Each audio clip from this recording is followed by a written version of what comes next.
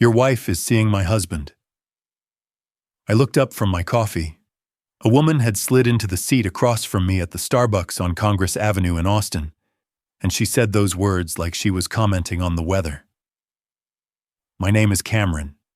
I was 35 years old, working as a senior sales director for MedTech Solutions, a medical equipment distribution company. I had been married to Whitney for 7 years, and until that moment, I thought I was just having my usual morning coffee before heading to the office because my wife had an early client meeting. The woman across from me was striking. Dark hair pulled back in a sleek ponytail, sharp hazel eyes, and the kind of confidence that made you pay attention whether you wanted to or not. She wore a tailored navy blazer and silver earrings that caught the morning light streaming through the windows. "Excuse me," I managed. "You're Cameron Wells. I'm Isabel Martinez. And your wife Whitney has been sleeping with my husband Brandon for the past 5 months." She tilted her head slightly, watching my reaction like she was studying it. I set down my cup. The coffee shop sounds faded, the hiss of the espresso machine, the murmur of business conversations. All of it went quiet in my head. "How do you know who I am?" "I hired a private investigator after I found some things. When I learned who she was, I looked you up on LinkedIn, found out where you worked, where you get your morning coffee." She shrugged. It wasn't hard. I sat there processing. 5 months. That was around the time Whitney started working later, taking more weekend trips for client development. Around the time she stopped asking about my quarterly numbers. Around the time I started feeling like we were business partners instead of spouses. "Why are you telling me this?" Isabel leaned back, crossing her arms. "Because I'm done pretending. Brandon thinks I don't know. Your wife probably thinks you don't either. I figured you deserved the truth same as me." I didn't know what to say. Part of me wanted to argue, to defend Whitney, to call this woman delusional. But there was another part, a quieter part, that had been whispering doubts for weeks now. Months, maybe. Isabel reached into her purse and pulled out her phone. She slid it across the table. On the screen was a photo. Whitney and a man I didn't recognize standing close outside the Four Seasons downtown. His hand was on her lower back. Her head was tilted toward him, laughing at something he'd said. My stomach dropped. "That's Brandon," Isabel said quietly. I stared at the photo for a long time. Then I pushed the phone back toward her. "I'm sorry," I said quietly. Not to her specifically, maybe to myself. Isabel studied me for a moment. Then she smiled just slightly. "Don't be sorry yet. We haven't figured out what we're going to do about it." The signs had been there. I just hadn't wanted to see them. I met Whitney when we were both 27. She worked at a marketing consultancy downtown, and I was just starting to build my territory at MedTech. We met at a medical industry mixer, talked for hours about business strategy and market penetration, and exchanged cards before the night ended. Within a year, we were engaged. Within 2, we were married. The early years were good. We traveled when we could afford it, conferences in Vegas, long weekends in Colorado. We talked about buying a house someday, maybe starting a family. We built routines, inside jokes, a life that looked successful from the outside. But somewhere along the way, things shifted. I couldn't pinpoint when exactly. Maybe it was after she got promoted to marketing manager and started traveling more for Fortune 500 clients. Maybe it was after I landed the senior director role and came home energized about deals she didn't want to hear about. Maybe it was both. She became distant. Not cold exactly, just absent. Even when she was in the room, she wasn't really there. I asked her once if something was wrong. She said she was just stressed about a major client presentation. I believed her because I wanted to. The late nights became more frequent. The texts she answered in the other room. The way she turned her phone face down during dinner. I noticed all of it and explained all of it away. I tried harder. I planned weekend getaways she was too busy to take. I brought home her favorite takeout from that Thai place on South First. I suggested we should start thinking seriously about that house we'd talked about, and she said the market wasn't right. I wanted to believe her. Looking back, I think I knew. Not consciously, but somewhere deep down, I knew the woman I married had already checked out of our partnership. Isabel watched me as I sat there in the coffee shop, lost in my own thoughts. "You okay?" she asked. "No," I admitted. "But I'm not surprised either. That's the worst part." She nodded slowly. I felt the same way when I found out. Like I'd been holding my breath, waiting for something I already knew was coming. "How long have you and Brandon been married?" 8 years. We have a daughter. She's 6. Her jaw tightened slightly. That's the part that kills me. I didn't have kids with Whitney. We had talked about it, but she always said she wanted to be more established in her career first. Now I understood why. "What are you going to do?" I asked. Isabel looked at me with something between determination and mischief. "That depends on you." I raised an eyebrow. "On me?" She leaned forward, her voice dropping just slightly. "Forget her. Go out with me tonight." I blinked. "What?" She smirked. "You heard me." I should have said no. That would have been the rational thing to do, the responsible thing. I should have gone home, confronted Whitney, demanded answers. I should have called a lawyer, started thinking about next steps, processed the betrayal like a reasonable adult. Instead, I said yes. Maybe it was the shock. Maybe it was the anger that hadn't quite surfaced yet. Maybe it was the way Isabel looked at me like I was worth looking at. Something Whitney hadn't done in a long time. "Yes," I said. "Why not?" Isabel's smirk softened into something closer to a real smile. "Good. Meet me at Whiskey River on 6th Street, 8 o'clock. She stood up, dropped a $10 bill on the table for my coffee, and walked out of the Starbucks without looking back. I sat there for another 20 minutes staring at the empty chair across from me. When I finally left, I didn't go to work. I called in sick, something I almost never did. I drove around Austin for hours thinking about Whitney, about our marriage, about all the times I had felt something was wrong and convinced myself I was imagining it. By the time I got home, Whitney had already left for the day. Her BMW was gone and the house was quiet. I walked through the rooms like a stranger, looking at photos on the walls, at the furniture we had picked out together, at the life we had built. It all felt hollow now. I found myself in the bedroom standing in front of her walk-in closet. I didn't know what I was looking for. Evidence, maybe? Something that would confirm what Isabel had told me or prove it was all a mistake. I found it in her jewelry box behind a stack of earrings, screenshots printed on photo paper, Google Calendar entries for Client Dinner, BR, and Houston Conference, BR. Hotel confirmation emails, a handwritten note that said, "Can't stop thinking about last night." No signature, just the initial B. I sat down on the edge of the bed and stared at the note for a long time. 5 months, maybe longer. All those nights I thought she was working late on proposals. All those weekends she said she had to travel for client development. All those times she told me I was being paranoid when I asked if everything was okay. Lies. Every single one.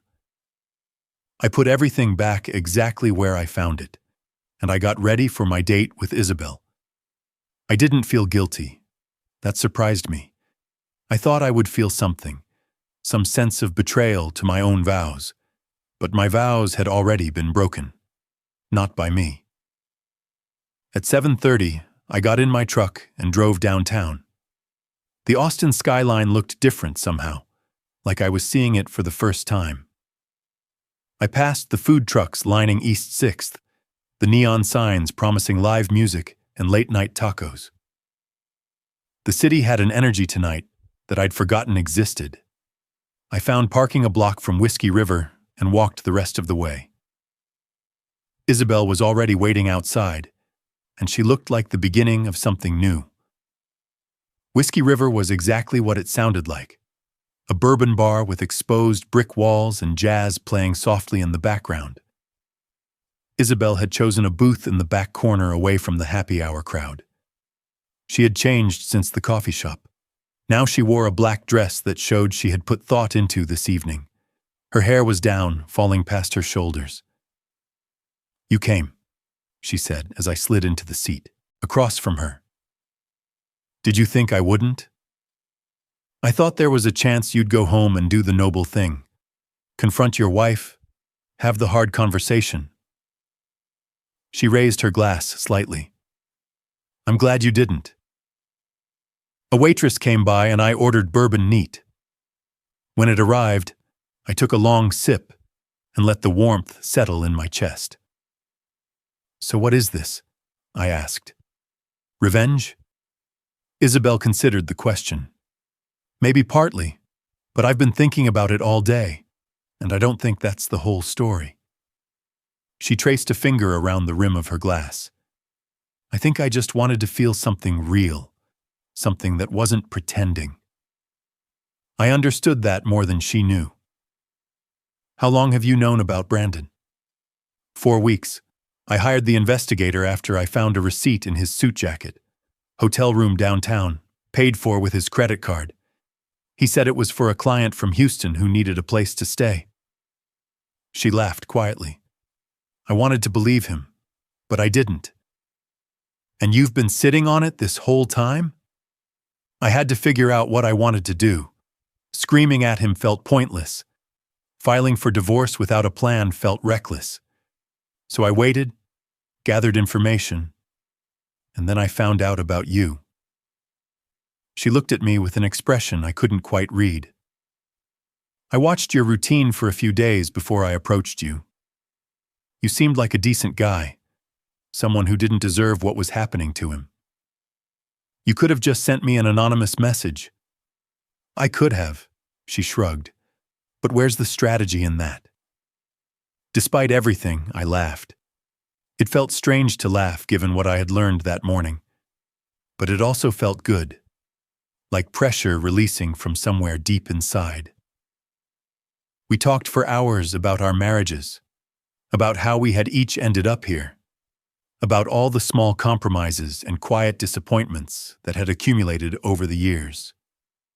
Isabel was sharp and direct and didn't sugarcoat anything. She had a 6-year-old daughter named Lily who was staying with Isabel's sister for the night. "She's the reason I haven't left yet," Isabel admitted. "I keep telling myself I need to have everything in order first. The finances, the custody arrangement, a place to live. But honestly, I think I've just been scared." "Of what?"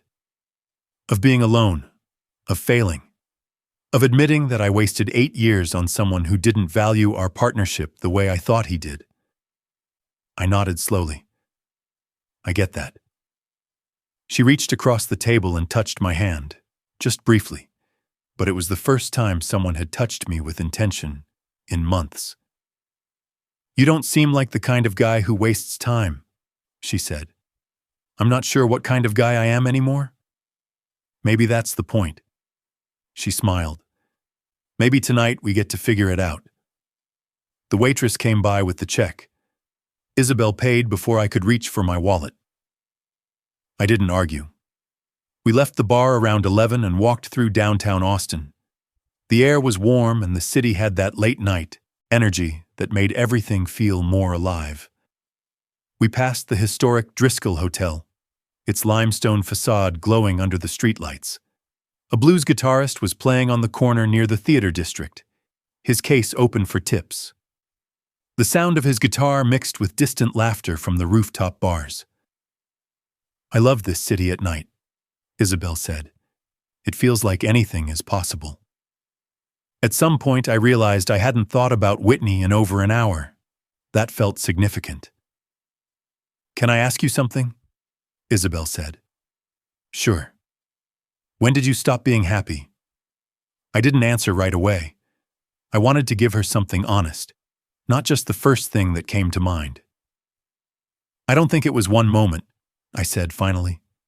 It was gradual, like losing your hearing so slowly you don't notice until everything sounds muted. She nodded. That's exactly what it was like for me too. Brandon and I used to be good together, or at least I thought we were. But somewhere along the way, I became more of a convenience than a partner. Someone to handle Lily while he worked late, someone to manage the household while he traveled, someone to be there when he needed something and invisible when he didn't. Did you ever confront him about it? Once, about a year ago. I told him I felt like we were roommates instead of spouses, that I needed more from him. He apologized, promised to do better, and things improved for maybe 6 weeks. Then it went right back to how it was. She paused. I think that was worse than if he had just stayed distant. The hope followed by the disappointment. It wore me down. I thought about all the times I had tried with Whitney, the weekend plans she canceled, the conversations she cut short, the way she always seemed to have somewhere else to be. I keep asking myself what I did wrong, I said. What I could have done differently. Isabel stopped walking and turned to face me. You didn't do anything wrong. Neither did I. They made choices, bad ones, and we're the ones left dealing with the consequences. She was right. I knew she was right, but it was hard to let go of the analysis. My marriage is over, I said. Not as a question, as a fact I was finally accepting out loud. Mine too. We stood there on the sidewalk, two strangers who had become something else in the span of a single day. The city hummed around us, indifferent to our small revelations. A group of college students walked past us, laughing about something, heading toward the cluster of bars on Rainy Street. What now? I asked. Isabel smiled. Now we stop being sad about people who don't deserve our sadness. She took my hand and started walking again. I didn't pull away. We ended up at a 24-hour diner near the university, not unlike the coffee shop where we had met that morning, but different enough that it felt like a fresh start. The place was called Kirby Lane, a local institution that served breakfast all day and attracted an eclectic mix of late-night diners. We ordered coffee and pie, and sat across from each other in a vinyl booth surrounded by the quiet chatter of night shift workers and insomniacs. You know what I like about you? Isabel said. What? You haven't tried to fix anything. You haven't told me it's going to be okay, or that I should forgive Brandon or any of that nonsense. You just listened. Listening seemed like the right move. It was. She took a bite of her pie. Most men don't know how to do that. I thought about what she said, about what kind of man I wanted to be going forward. Not the kind who ignored problems until they exploded. Not the kind who stayed in a broken situation out of fear. Someone better. Someone who paid attention. We stayed at the diner until almost 2 a.m. The conversation never lagged. We talked about our childhoods, our ambitions, the things we had given up, and the things we still wanted. Isabel grew up in San Antonio, moved to Austin for college, and never left. She worked as an interior designer for a firm downtown and loved her job even when the clients were demanding. Lily is my whole world, she said. Whatever happens with Brandon, I need to make sure she's okay. You will, I said. That's obvious just from hearing you talk about her. She smiled at that, and something in her expression softened. She's smart, funny, asks a million questions, loves to draw, and wants to be an artist when she grows up. Isabel's voice carried the warmth that only came when talking about someone you loved unconditionally. She deserves better than watching her parents pretend to be happy. By the time we left the diner, the streets were mostly empty, except for the occasional rideshare pickup and the distant sound of live music still drifting from the entertainment district. I walked her to her car, parked a few blocks away under the glow of a vintage streetlight. We stood there, neither of us wanting to say goodbye. "This was unexpected," Isabel said. "Which part?" "All of it," she laughed. "I went into this morning planning to blow up your life and mine. I didn't expect to actually like you. I didn't expect to like you either." She stepped closer. "So what do we do about that?" I looked at her. This woman I had known for less than 24 hours who had turned everything upside down. She was beautiful and complicated and carried her own wounds. But there was something alive in her that Whitney had lost years ago. "I think we see where this goes," I said. She smiled. "I was hoping you'd say that." She kissed me then, soft and deliberate. When she pulled back, her eyes were bright. "Call me tomorrow," she said, "after you deal with things at home." "I will." She got in her car and drove away. I stood there for a while, watching her taillights disappear around a corner. Then I walked back to my truck and drove home through the empty streets. Whitney was asleep when I got there. I stood in the doorway of our bedroom and looked at her for a long time. The woman I had married, the woman I had loved, the woman who had chosen someone else. I didn't feel angry. I didn't feel sad. I just felt done. The next morning, I told her I knew. I didn't yell. I didn't accuse. I just laid out the facts and watched her face go pale. "Cameron, I can explain." "Don't," I said. "I don't need an explanation.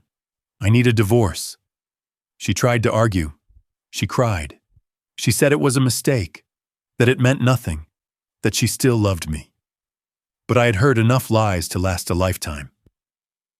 I packed a bag, called a lawyer my colleague had recommended, and left. I stayed in an extended stay hotel that first week. It was small and impersonal, but it was mine. No pretending. No waiting for someone who had already left.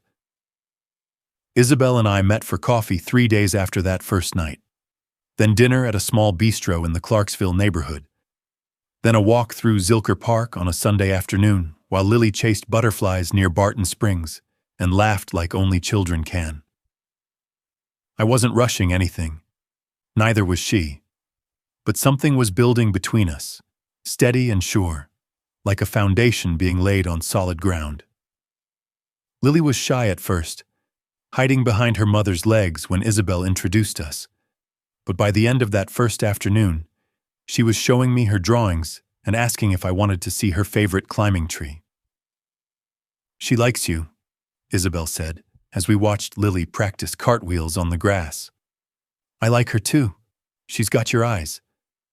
"And her father's stubbornness," Isabel said with a rueful smile. "Thank you," I told her one evening as we sat on her back porch, watching the sunset paint the sky orange and pink behind the Austin skyline. "For what?" "For telling me the truth, when you could have stayed silent." She leaned her head against my shoulder. "You deserved the truth. We both did." The weeks that followed were a careful dance of rebuilding. Isabel and I took things slowly, both of us aware that we were carrying baggage from our previous relationships. We met for coffee between her client meetings, shared dinners after Lily went to bed, and talked for hours about everything except the divorces that were slowly grinding through the legal system. The divorce proceedings took 3.5 months, which my lawyer assured me was actually fast for Texas.